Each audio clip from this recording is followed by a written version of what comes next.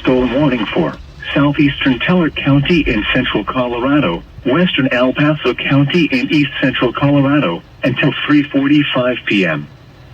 At 3:17 p.m., a severe thunderstorm was located near Cripple Creek, or 18 miles west of Colorado Springs, moving southeast at 10 miles an hour. Hazard, 60 miles an hour wind gusts and quarter-size hail. Source, radar indicated. Impact, hail damage to vehicles is expected. Expect wind damage to roofs, siding, and trees. Locations impacted include Cripple Creek and Victor. Remain alert for a possible tornado.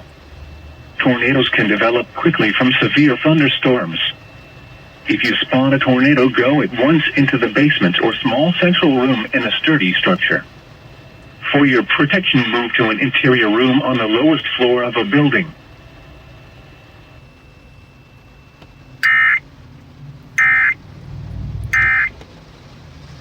In this